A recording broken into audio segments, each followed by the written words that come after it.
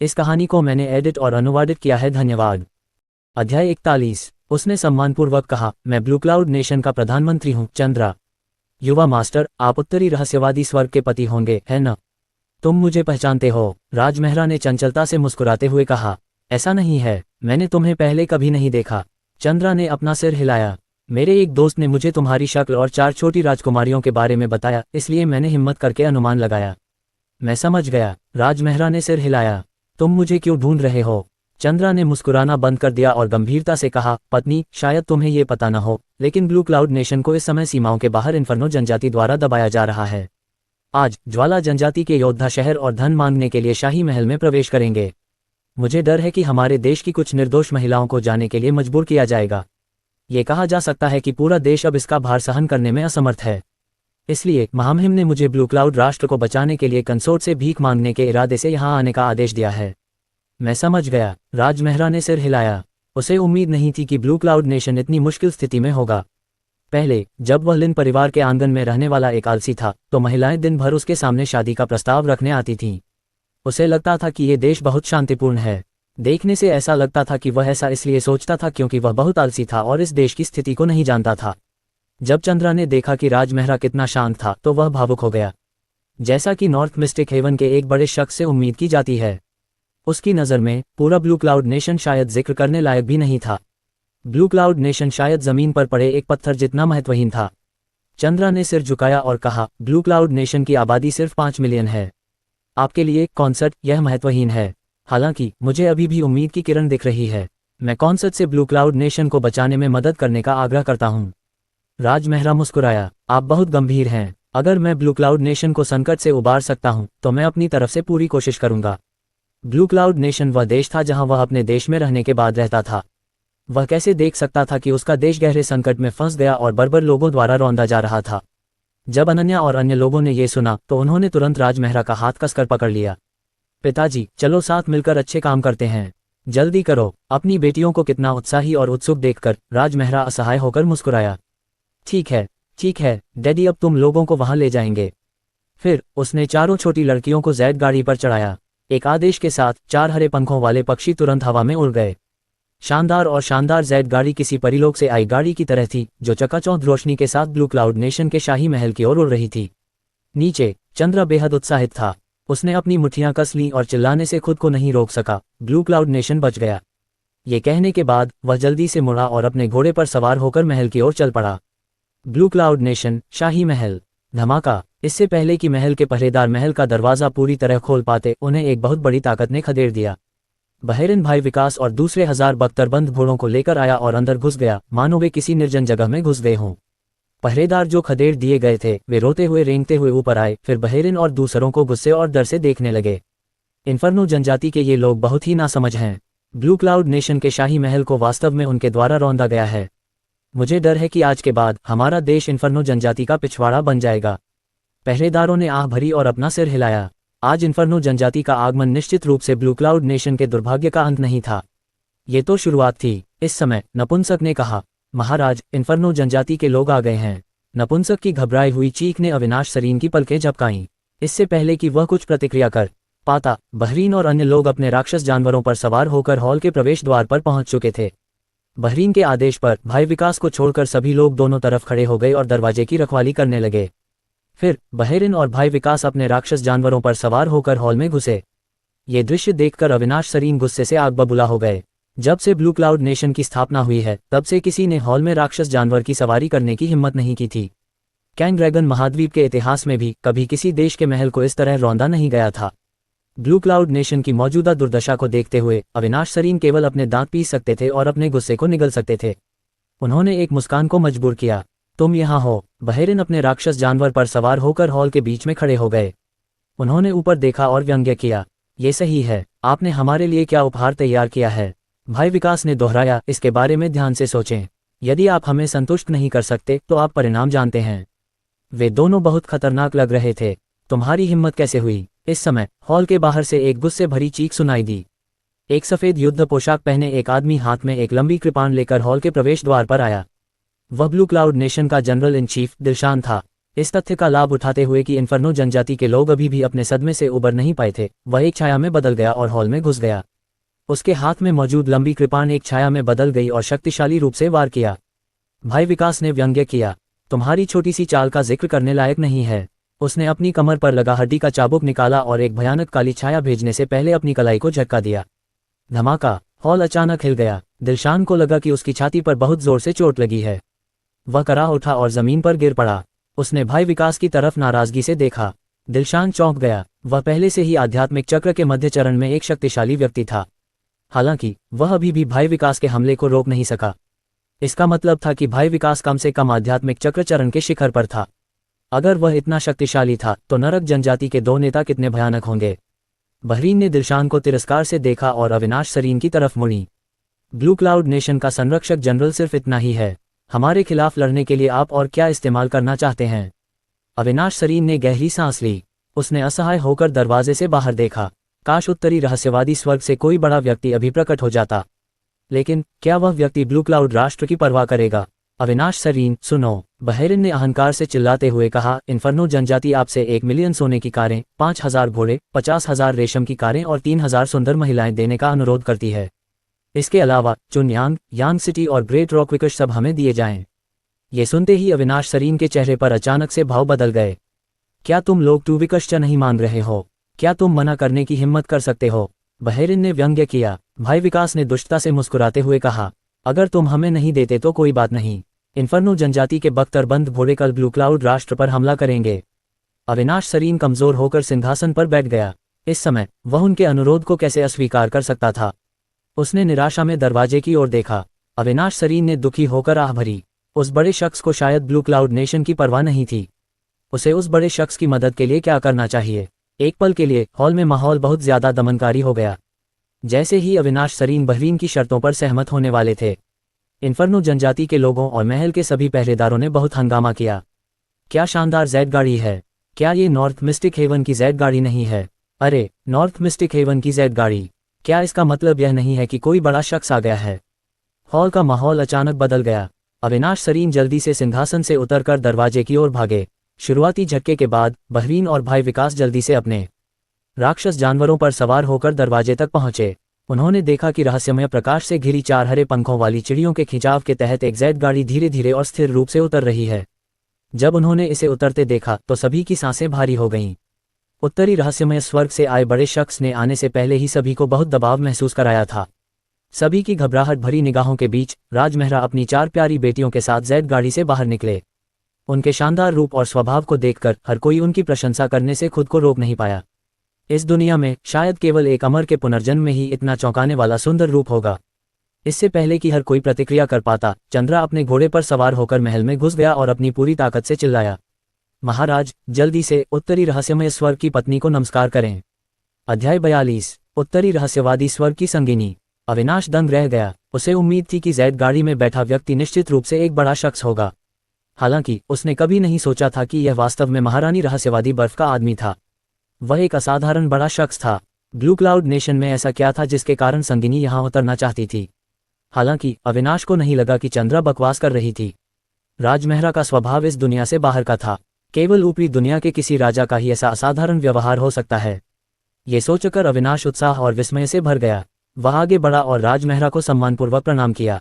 Blue cloud nation के अविनाश ने उत्तर रहस्यवादी स्वर्ग की संगिनी को बधाई दी।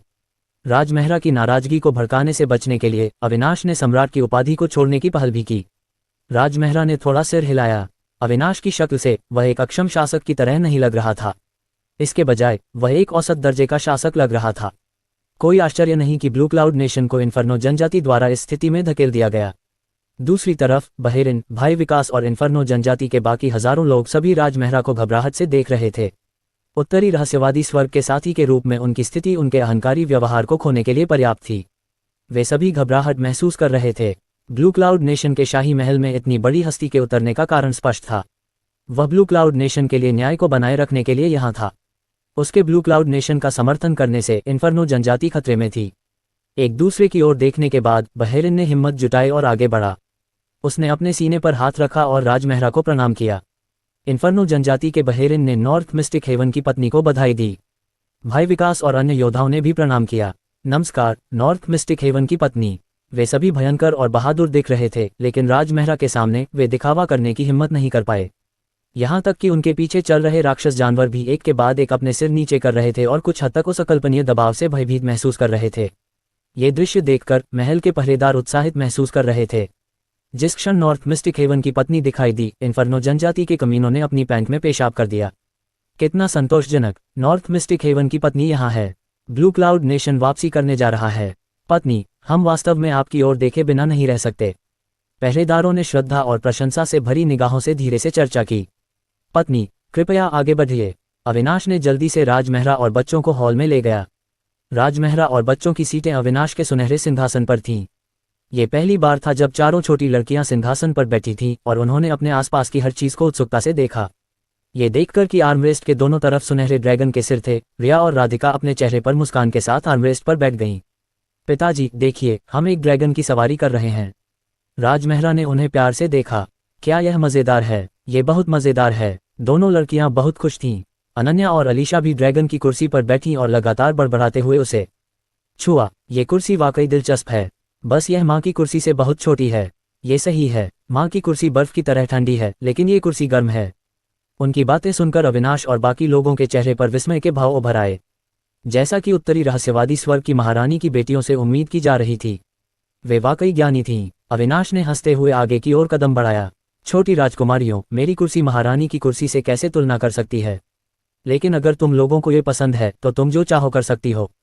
चारों लड़कियों ने एक साथ सिर हिलाया, जिससे अविनाश को राहत मिली। वह समझ गया कि राजमहरा अपनी चार प्यारी बेटियों से बहुत प्यार करता था। जब तक उन्हें ये जगह पसंद है, राजमहरा निश्चित रूप से संकट को हल करने में उनकी मदद करेंगे।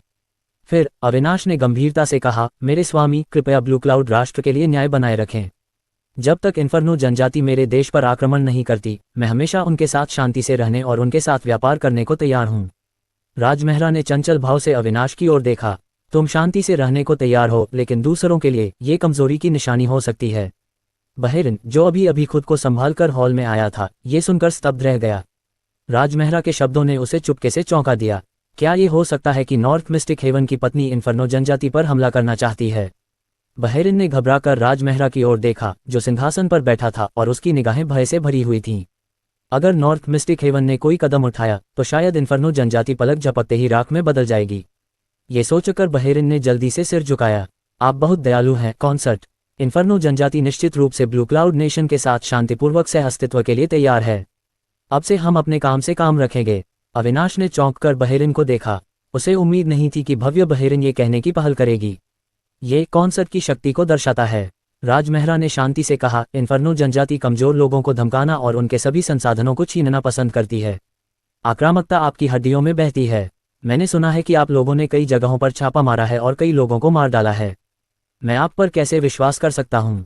ओटिल्ड, राजमहरा ने जानबूझकर अपने आभा को नियंत्रित किया ताकि चारों बच्चों से बचा जा सके, फिर उसे हॉल में छोड़ दिया। एक भयानक सम्राट दायरे का दबाव अचानक सभी के सिर पर दबाव डालने लगा, जैसे कि 9 स्वर्गों से एक विशाल पर्वत उतर रहा हो। अविनाश, बहेरिन और अन्य लोगों को लगा कि उनके दिल की धड़कन रुक गई है। उस अकथनीय भयानक दबाव ने उनके लिए सांस लेना मुश्किल कर दिया। बहेरिन ने जल्दी से कहा, मैं ज्वाला के देवता के नाम पर शपथ लेने को तैयार हूं कि मैं जो कहूंगा वह जरूर करूंगा। केवल इतना ही नहीं, बल्कि हम ब्लू क्लाउड नेशन से लूटे गए सभी संसाधनों को निश्चित रूप से वापस कर देंगे। इसके अलावा हम ब्लू क्लाउड नेशन की सीमा से दूर रहने के लिए उत्तर की ओर 7000 किलोमीटर आगे बढ़ने को तैयार हैं। वह बहुत घबराया हुआ था, इसलिए उसने एक ही बार में इतने सारे मुआवजे का प्रस्ताव रखा।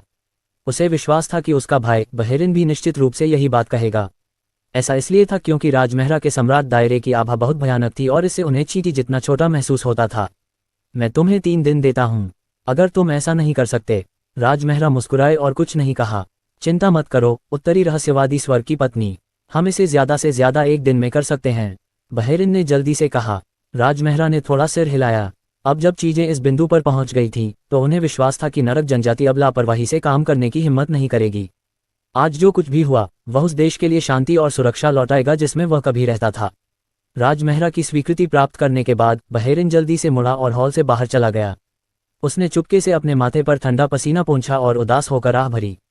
हम वास्तव में बदकिस्मत हैं। हमें ऐसे डरावने बड़े शख्स से क्यों मिलना पड़ा? गहरी सांस लेने के बाद उसने जल्दी से भाई, विकास और बाकी लोगों को जाने के लिए कहा।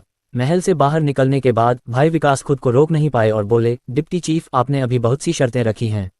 क्या हम इसे एक दिन में कर सकते हैं? ओह, हमें ये करना ही है, भले ही हम न कर सकें।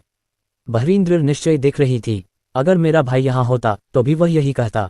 आखिरकार नॉर्थ मिस्टिक हेवन की पत्नी के सामने मेरी कोई मोल तोल करने की शक्ति नहीं है। उसे बोलने देने के बजाय क्यों ना हम खुद ही कहने की पहल करें। चाहे परिस्थितियां कितनी भी कठोर क्यों न हो, हमें ये करना ही है। किसी बड़े शख्स का सामना करते समय यही रवैया होना चाहिए। भाई विकास और बाकी लोगों ने चुपचाप सिर हिलाया। आज उन्हें आखिरकार समझ में आ गया कि एक बड़े शख्स का दूसरे लोगों पर किस तरह का दबाव होता है। अध्याय 43। बहरीन को इन्फर्नो जनजाति के लोगों के साथ दयनीय स्थिति में जाते देख अविनाश, सरीन, चंद्रा और अन्य लोग खुशी से झूम उठे। उत्तरी रहस्यवादी स्वर्ग की पत्नी का दिखना शायद इन्फर्नो जनजाति के लोगों के लिए आघात का स्रोत होगा। और कुछ नहीं, कम से कम इन्फर्नो जनजाति की यह पीढ़ी निश्चित रूप से ब्लू क्लाउड राष्ट्र पर फिर से आक्रमण करने की हिम्मत नहीं करेगी। ये सोचते ही अविनाश, सरीन और अन्य लोगों ने राजमहरा को फिर से प्रणाम किया। ब्लू क्लाउड राष्ट्र को बचाने के लिए धन्यवाद पत्नी। यह कोई बड़ी बात नहीं है, आपका स्वागत है, राजमहरा ने शांति से कहा। अविनाश, सरीन और अन्य लोगों ने सिर हिलाया। पत्नी वास्तव में एक बड़ी हस्ती थी। उसने अभी अभी एक देश को बचाया था, लेकिन उसने इसे गंभीरता से नहीं लिया। उसकी उदारता वास्तव में विस्मयकारी थी। हाँ, जब सभी बोल रहे थे, अचानक हॉल के प्रवेश द्वार पर एक छोटा सिर दिखाई दिया। अनन्या और अन्य लोगों की ही उम्र की एक छोटी लड़की डरते डरते सिंहासन पर बैठे अनन्या और अन्य लोगों को देख रही थी। अविनाश, सरीन ने पलटकर जल्दी से छोटी लड़की की ओर हाथ हिलाया। रूही, दादाजी के पास आओ। छोटी लड़की रूही तुरंत अंदर भागी और अविनाश, सरीन की बाहों में खुद को फेंक दिया। अनन्या और अन्य दो लड़कियों ने अपना ध्यान उस पर केंद्रित किया। पत्नी, ये छोटी लड़की मेरी पोती है, रूही। ये कहने के बाद अविनाश, सरीन ने रूही को आगे खींच लिया। रूही, जल्दी से पत्नी का अभिवादन करो। राजमहरा ने अपनी चारों बेटियों को सिंहासन से नीचे उतारा और धीरे से मुस्कुराए। कोई जरूरत नहीं है। जब वह रूही के सामने पहुंचा तो अनन्या और अन्य लोग उसकी बाहों से नीचे कूद पड़े और रूही को घेर लिया। नमस्ते रूही, मेरा नाम अनन्या है। अनन्या ने अपना परिचय दिया। रिया, अलीशा और राधिका ने भी रूही से अपना परिचय दिया। राजमहरा समझ गए कि छोटी लड़कियां रूही से दोस्ती करना चाहती थीं। उनकी उम्र के बच्चे हमेशा अपनी उम्र के दूसरे बच्चों में दिलचस्पी रखते थे। अनन्या और बाकी लोगों को बहुत मिलनसार देखकर रूही की हिम्मत बढ़ गई। मेरा नाम रूही है, क्या तुम लोग मेरी दोस्त बनना चाहती हो? हाँ, अनन्या और बाकी लोगों ने एक साथ सिर हिलाया और हाथ आगे बढ़ाए। रूही एक पल के लिए झिझकी और आखिरकार उनसे हाथ मिलाने के लिए आगे बढ़ी। तो अब हम दोस्त हैं। हाँ, चलो अब साथ खेलते हैं। अनन्या और बाकी लोग हॉल में रूही के साथ खेलने लगे। उन्हें खेलते हुए देखकर अविनाश, सरीन खुद को रोक नहीं पाए और आहें भरने लगे। रूही एक संकोची बच्ची है और उसके कभी ज्यादा दोस्त नहीं रहे। ये पहली बार है जब वह किसी से दोस्ती कर रही है। ये वास्तव में 4 छोटी राजकुमारियों की बदौलत है कि यह बच्ची थोड़ी ज्यादा खुशमिजाज हो गई है। राजमहरा ने उसके शब्दों में छिपे अर्थ को समझा और सहजता से पूछा, क्या ऐसा हो सकता है कि इस बच्ची के माता पिता आम लोगों से थोड़े अलग हैं? परफेक्ट फादर प्रोग्राम के अनुसार बचपन में बच्चों के व्यक्तित्व को सबसे ज्यादा प्रभावित करने वाली चीज थी उनके परिवार की स्थिति। इसके अलावा रूही के दादा ब्लू क्लाउड नेशन के राजा थे। तार्किक रूप से कहें तो बड़े परिवार में कोई समस्या नहीं थी। तो मूल कारण शायद उसके माता पिता थे। तुम वाकई समझदार हो, तुमने एक नज़र में ही समस्या को समझ लिया। अविनाश, सरीन ने प्रशंसा भरी नज़र से देखा। ये सही है, इस बच्ची का जीवन बहुत कठिन रहा है। उसकी माँ ने उसे जन्म देने के बाद ही दम तोड़ दिया और उसके पिता की जान अभी भी खतरे में है। फिर अविनाश, सरीन ने रूही के पिता वर्तमान युवराज की स्थिति का मोटा मोटा विवरण दिया। आधे साल पहले इन्फर्नो जनजाति के साथ लड़ाई में वे बुरी तरह घायल हो गए थे। वे अभी भी इससे उबर नहीं पाए थे और उनकी हालत अच्छी नहीं थी। राजमहरा ने सिर हिलाया। ऐसा लग रहा था कि रूही वाकई एक दयनीय बच्ची थी। महाराज, मेरे पास बुरी खबर है। इस समय एक हिजड़ा हॉल में भागता हुआ आया। युवराज अब और नहीं टिक सकता। क्या? अविनाश, सरीन सदमे में कांप उठा। क्या तुमने उसे गोली राजा द्वारा दी गई गोली पहले ही नहीं दे दी है? ऐसा क्यों हो रहा है? हिजड़े ने कड़वे भाव से अपना सिर हिलाया और कहा, मुझे भी नहीं पता। बेहतर होगा कि तुम जाकर देखो। अविनाश, सरीन ने एक पीड़ादायक भाव प्रकट किया। अगर पिल्किंग की गोली भी उसके बेटे को नहीं बचा सकी तो वह वाकई बर्बाद हो गया। जाओ, पिल्किंग को बुलाओ, मैं अभी जाकर देखता हूँ। अविनाश, सरीन ने रूही को आखिरी बार उससे मिलने के लिए लाने की तैयारी की। हिजड़े ने कहा, मैंने पहले ही किसी को पिल्किंग को बुलाने के लिए भेज दिया है। अविनाश, सरीन ने सिर हिलाया और रूही के पास जाने के लिए मुड़ा। उसने दुखी भाव से उसका हाथ पकड़ लिया। रूही, दादाजी के साथ अपने पिता से मिलने जाओ।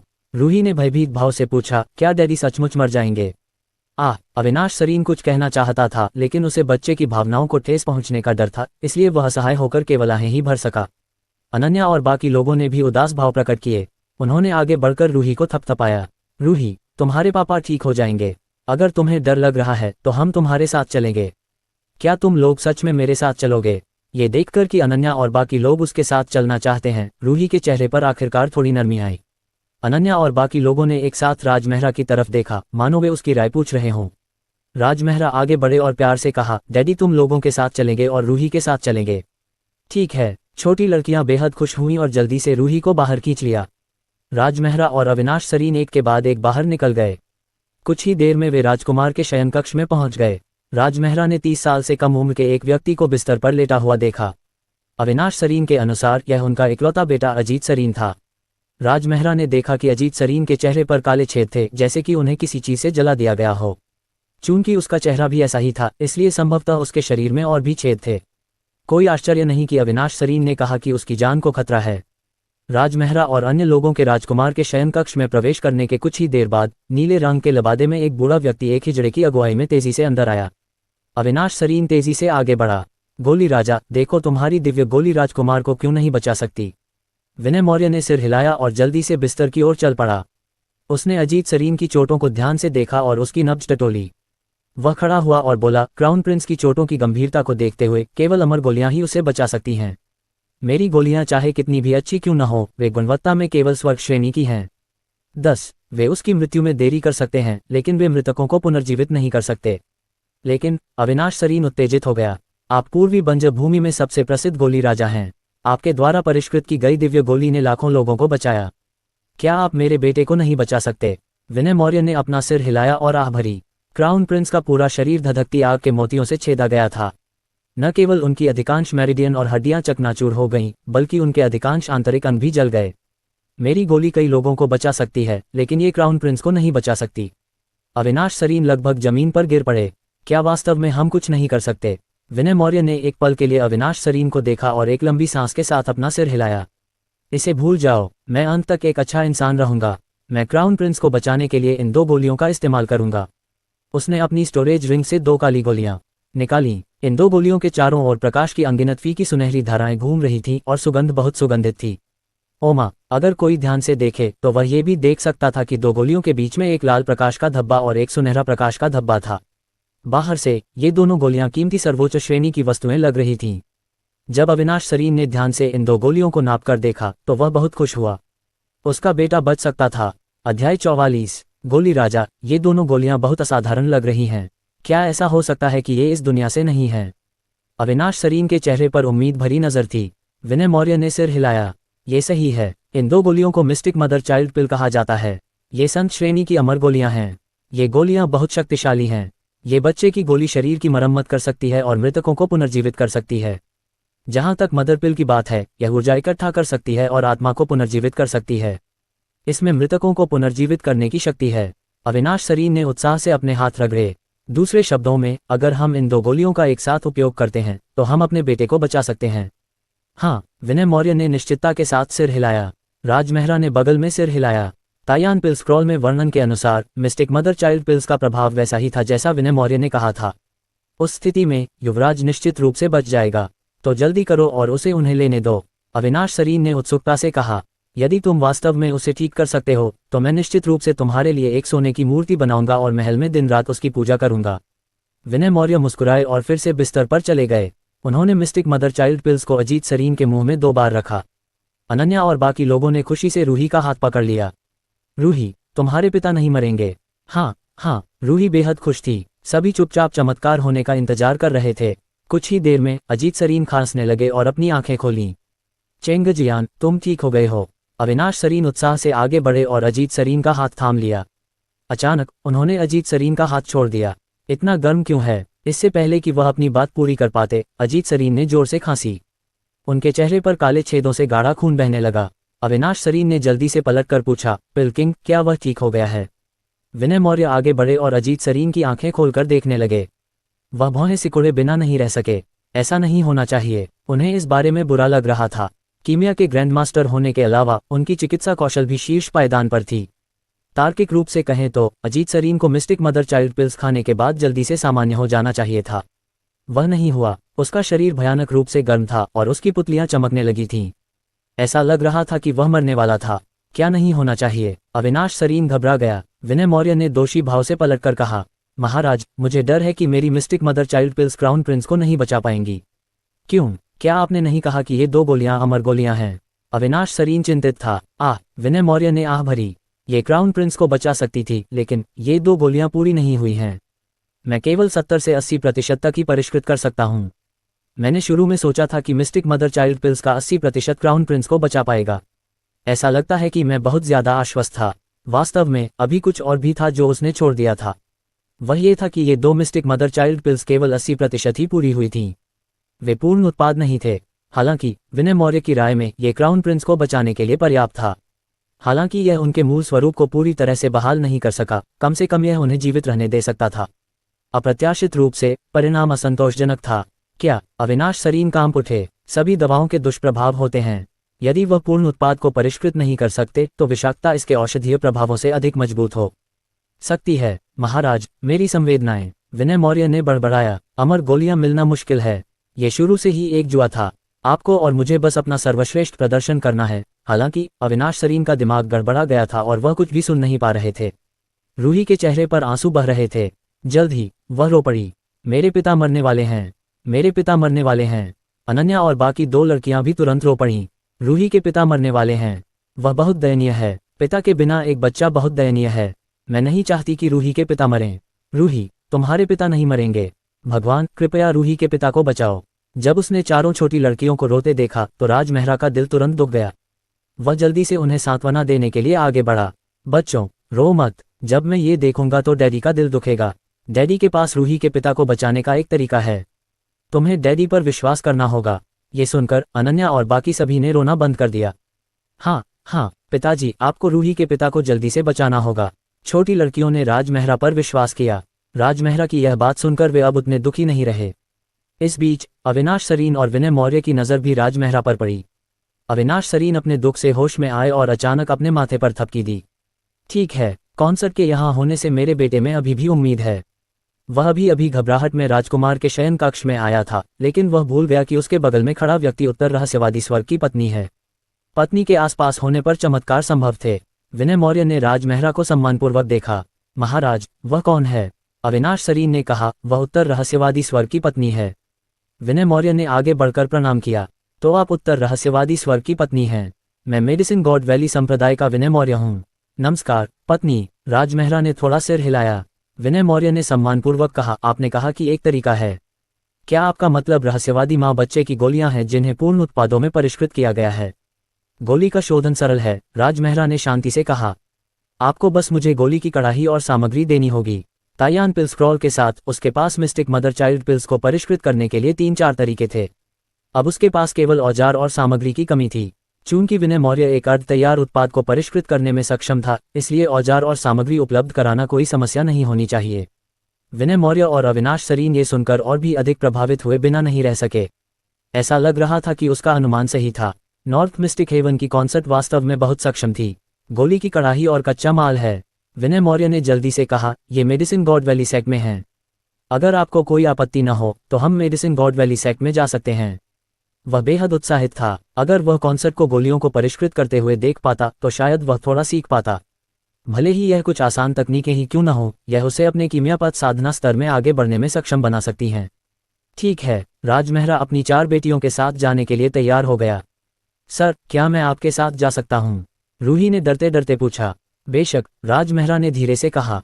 यह बहुत बढ़िया है। अनन्या और अन्य लोगों ने जल्दी से रूही का हाथ पकड़ लिया। फिर विनय मौर्य ने अजीत सरीन में कुछ चांदी की सुइयां डाली और उसके हृदय मेरिडियन की रक्षा के लिए उसे कुछ गोलियां खिलाईं। इससे ये गारंटी हो सकती थी कि वह 2 घंटे के भीतर नहीं मरेगा। उसे यकीन था कि 2 घंटे पर्याप्त थे, क्योंकि कॉन्सर्ट ने कहा था कि मिस्टिक मदर चाइल्ड पिल्स को आसानी से परिष्कृत किया जा सकता है। चूंकि कॉन्सर्ट ने ऐसा कहा था, इसलिए चिंता की कोई बात नहीं थी। कंसोर्ट, मैं आपके लिए रास्ता दिखाऊंगा। विनय मौर्य के बोलने के बाद वह विशाल पंखों वाले एक राक्षस जानवर पर सवार हो गया। फिर राज मेहरा बच्चों को जैद गाड़ी पर चढ़ाकर विनय मौर्य के राक्षस जानवर के पीछे पीछे चल पड़ा। कुछ ही देर में वे 15,000 किलोमीटर की यात्रा कर चुके थे। राज मेहरा ने अपने सामने एक विशाल घाटी में एक ऊंची आग की रोशनी देखी। विनय मौर्य का दिल बैठ गया। अरे, मेडिसिन गॉड वैली सेक्ट को कुछ हो गया है क्या? अध्याय 45। मेडिसिन गॉड वैली संप्रदाय ने 15,000 किलोमीटर के क्षेत्र को कवर किया। ये कीमती पेड़ों और औषधीय जड़ी बूटियों से भरा हुआ था। इस समय पूरी घाटी आग की लपटों में घिरी हुई थी। अशांत आग बाहर से अंदर तक फैल गई। ऐसा लग रहा था कि बस कुछ ही सेकंड में मेडिसिन गॉड वैली संप्रदाय आग की लपटों के समुद्र में तब्दील हो जाएगा। घास का एक भी तिनका नहीं बचा था। इस समय मेडिसिन गॉड वैली संप्रदाय से लगभग 5 किलोमीटर दूर 1 दर्जन आकृतियां हवा में तैर रही थीं और आग को देख रही थीं। उनके पहनावे से ये देखा जा सकता था कि ये लोग 3 गुटों में विभाजित हो सकते हैं।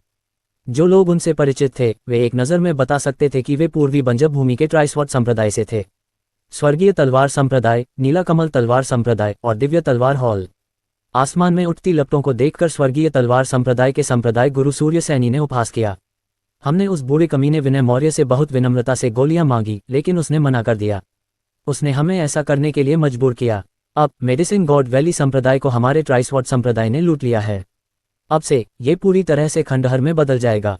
ब्लू लोड्स के संप्रदाय गुरु शंकर वीर ने अपनी दाढ़ी को सहलाया और थोड़ा सिर हिलाया।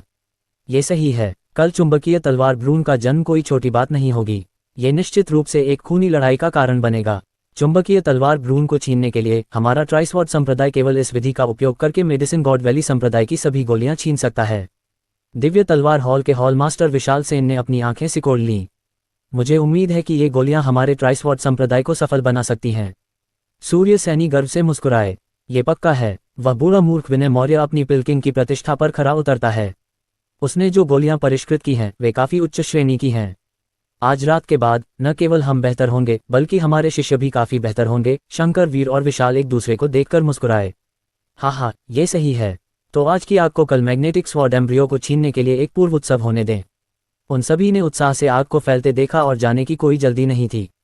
बेशक उनका एक और लक्ष्य था और वह ये सुनिश्चित करना था कि मेडिसिन गॉड वैली सेक्ट बिना किसी निशान के गायब हो जाए। मेडिसिन गॉड वैली सेक्ट में उन्होंने जो कुछ भी किया उसके लिए उन पर कोई दाग नहीं लगेगा। मेडिसिन गॉड वैली सेक्ट के मालिक विनय मौर्य के लिए कौन परवाह करता था कि वह कहाँ है। ओह, जैसे ही घाटी में लगी आग केंद्र की ओर बढ़ने वाली थी, अचानक आसमान से एक हरी रोशनी उतरी। पलक झपकते ही हरी रोशनी ने 15,000 किलोमीटर के क्षेत्र को कवर कर लिया। जैसे ही एक धनुषाकार हरी रोशनी हवा में फैली, पूरा मेडिसिन गॉड वैली संप्रदाय एक विशाल बुलबुले में लिपटा हुआ लग रहा था। फुसफुसाहट, हरी रोशनी में पानी उछल पड़ा। ऐसा लग रहा था जैसे 9 स्वर्गों की आकाशगंगा आसमान से नीचे गिरते ही लीक हो गई हो और पलक झपकते ही इसने अधिकांश अशांत लपटों को बुझा दिया। जब उन्होंने ये दृश्य देखा तो ट्राइस्वॉट संप्रदाय के लोग चौंक गए। क्या ये पौराणिक नाइनकरल येलो रिवर फॉर्मेशन है? चौंकाने वाली बात, ये कौन है जिसने पलक झपकते ही 30,000 मील की परिधि वाली संरचना खड़ी कर दी? कितना चौंकाने वाला, ये बुरा है। अचानक सामने आए भयानक व्यूह रचना का सामना करते हुए सूर्य सैनी और अन्य लोगों को अपनी पीठ में ठंडक महसूस हुई। जिस व्यक्ति ने यह व्यूह रचना बनाई है वह बहुत ही दुर्जय है। हमें पहले निकल जाना चाहिए। ये देखते हुए कि वे उजागर नहीं हुए थे, सूर्य सैनी ने तुरंत निर्णय लिया और सभी को तुरंत पीछे हटने के लिए कहा। शंकर वीर और विशाल सहमत हो गए और सूर्य सैनी के साथ जल्दी से भाग गए। इस समय राजमेहरा, जो हरे पंखों वाली उड़ती हुई पक्षी जेड गाड़ी में थे, ने नाइनकरल येलो रिवर फॉर्मेशन को नियंत्रित किया, जिसने पहले ही मेडिसिन गॉड वैली सेक्ट में लगी आग को बुझा दिया था। मेडिसिन गॉड वैली सेक्ट में पहुंचने के बाद विनय मौर्य के नेतृत्व में वह और 5 बच्चे मेडिसिन गॉड माउंटेन पर पहुंचे, जहां मेडिसिन गॉड हॉल था। अभी आपकी मदद के लिए धन्यवाद कॉन्सर्ट, अन्यथा मेडिसिन गॉड वैली सेक्ट राख में बदल गया होता। विनय मौर्य ने जल्दी से सिर झुकाया। आइस, राजमेहरा ने थोड़ा सिर हिलाया। पहले नुकसान तो देख लेते हैं। विनय मौर्य ने एक लंबी सांस ली और उदास होकर इधर उधर देखने लगे। हालांकि आग को समय रहते बुझा दिया गया था, फिर भी इसने घाटी में कम से कम आधी इमारतों और वनस्पतियों को नष्ट कर दिया। कितना भारी नुकसान। उसने बार बार अपना सिर हिलाया और हॉल के दरवाजे की ओर चल पड़ा। उसने हॉल में बहुत बड़ी गंदगी देखी। न केवल गंदगी थी बल्कि जमीन पर कुछ खून के धब्बे भी थे। आरव, राजीव, तुम लोग कहाँ हो? विनय मौर्य की आवाज में दुख था। आरव और राजीव उनके अंतिम शिष्य थे और वे अन्य 10 शिष्यों के साथ मेडिसिन गॉड वैली संप्रदाय में रहते थे। हालांकि चूंकि उन्होंने किसी को नहीं देखा था, इसलिए उन्हें बुरा लग रहा था। गुरु, इस समय खून से लथपथ एक महिला कोने से रेंगती हुई बाहर आए। आरव, विनय मौर्य जल्दी से आगे बढ़ा। क्या हुआ? घाटी में आग कहाँ से आए? किसने तुम पर हमला किया? इस समय विनय मौर्य बता सकते थे कि किसी ने मेडिसिन गॉड वैली संप्रदाय पर हमला किया था, जबकि वे दूर थे। आरव ने घृणा से कहा, वे स्वर्गीय तलवार संप्रदाय, ब्लू लोड्स तलवार संप्रदाय और दिव्य तलवार हॉल से हैं। उन्होंने आते ही लोगों को मारना शुरू कर दिया। फिर वे गोली शोधन कक्ष में घुस गए और हमारी सभी गोलियां और गोल्डन क्रो कॉल्ड्रॉन छीन लिया। मैं मरने का नाटक करके ही मौत से बच गया, लेकिन मेरे बेचारे वरिष्ठ किसी को भी नहीं बख्शा गया। जब उसने स्वर्गीय तलवार संप्रदाय, ब्लू लोर्ड्स तलवार संप्रदाय और दिव्य तलवार हॉल का उल्लेख सुना तो विनय मौर्य के शरीर से एक भयानक जानलेवा आभा फूट पड़ी। सूर्य सैनी, विशाल, शंकरवीर, तुम बहुत निर्दयी हो। तुम कमीनों के झुंड। जब तुम लोगों को वह नहीं मिला जो तुम चाहते थे तो तुम लोगों ने मेरे शिष्यों को मार डाला और यहाँ तक कि मेरी गोलियां और साथ ही गोल्डन क्रो कॉल्ड्रॉन भी छीन लिया। मैं तुम लोगों को कभी माफ नहीं करूंगा। विनय मौर्य क्रोध और दुख के आंसू बहाए बिना नहीं रह सके। दरवाजे के बाहर 5 छोटी लड़कियां ये दृश्य अचंभित होकर देख रही थीं। अनन्या, रिया, अलीशा और राधिका सभी के चेहरे पर दुख के भाव थे। रूही ने दुखी भाव से राजमहरा से पूछा, सर क्या मेरे पिता अब नहीं बच सकते? ये देखकर कि उसकी आंखों में आंसू आने वाले थे, राजमहरा ने जल्दी से अपना सिर हिलाया। उम्मीद है अगर यह बच्चा रोया तो अनन्या और बाकी बच्चे भी जरूर रोएंगे। राजमहरा ऐसा होते नहीं देखना चाहते थे। राजमहरा के आत्मविश्वास भरे भाव को देखकर रूही ने रोने की इच्छा को दबा लिया और सिर हिला दिया। राजमहरा एक बड़े शख्स थे, यहाँ तक कि उनके दादा को भी उनके सामने झुकना पड़ा। उनके पास निश्चित रूप से एक तरीका था। राजमहरा फिर हॉल के दरवाजे पर चले गए और शांति से कहा, चून की सामान छीन लिया गया है, चलो उन्हें वापस ले आते हैं। तायान पिल्सक्रॉल के अभिलेखों के अनुसार गोल्डन क्रो कॉल्ड्रॉन एक उच्च श्रेणी का स्पिरिट रैंक खजाना था। मिस्टिक मदर चाइल्ड पिल्स को केवल गोल्डन क्रो कॉल्ड्रॉन से ही परिष्कृत किया जा सकता था। अगर वह अजीत सरीन को बचाना चाहता था तो गोल्डन क्रो कॉल्ड्रॉन अपरिहार्य था। दूसरी ओर राजमहरा ने अपनी बेटियों के सामने रूही से पहले ही वादा कर लिया था और वह ऐसा पिता नहीं हो सकता था जिसने अपना वादा तोड़ा हो। उसे ट्राइस्वॉर्ड संप्रदाय को ढूंढना था और उसे वापस लाना था। विनय मौर्य ने मुड़कर सम्मानपूर्वक सिर झुकाया। धन्यवाद। कॉन्सर्ट का मतलब बहुत स्पष्ट था। वह भी ट्राइस्वॉर्ड संप्रदाय में जाना चाहता था, इसलिए यह एकदम सही था। रास्ता दिखाओ। राजमहरा बच्चों को वापस जेड गाड़ी में ले आया। विनय मौर्य के नेतृत्व में वे स्वर्गीय तलवार संप्रदाय की ओर दौड़ पड़े। जल्द ही स्वर्गीय तलवार पर्वत श्रृंखला जो 50,000 किलोमीटर के क्षेत्र को कवर करती है दिखाई देने लगी। केंद्र में सबसे ऊंचा पर्वत और भी शानदार था। पहाड़ के चारों ओर लाल रोशनी छाई हुई थी, मानो अनंत रहस्यमय आध्यात्मिक ऊर्जा घूम रही हो। पत्नी, सबसे ऊंचा पर्वत वह है जहां स्वर्गीय तलवार संप्रदाय का मुख्य हॉल है। विनय मौर्य ने स्वर्गीय तलवार पर्वत की ओर इशारा किया। ऐसा कहा जाता है कि स्वर्गीय तलवार पर्वत की रक्षा करने वाली एक प्राचीन तलवार संरचना है। इससे पहले कि वह अपनी बात खत्म कर पाता, उसने एक चौंकाने वाला दृश्य देखा। राजमहरा हवा में खड़े हो गए और लापरवाही से स्वर्गीय तलवार पर्वत पर गोली चलाने से पहले एक लंबी तलवार निकाली। साधारण लंबी तलवार तुरंत शक्तिशाली बल के साथ फट गई। यह एक ज्वलंत प्रकाश में बदल गई जिसने उनके आसपास के क्षेत्र को रोशन कर दिया और यह पर्वत की रक्षा करने वाली संरचना से टकरा गई। धमाका। एक जोरदार धमाके के साथ आग की लपटें आसमान में फैल गईं। स्वर्गीय तलवार संप्रदाय की तलवार संरचना जो 30,000 वर्षों से अस्तित्व में थी, तुरंत ढह गई।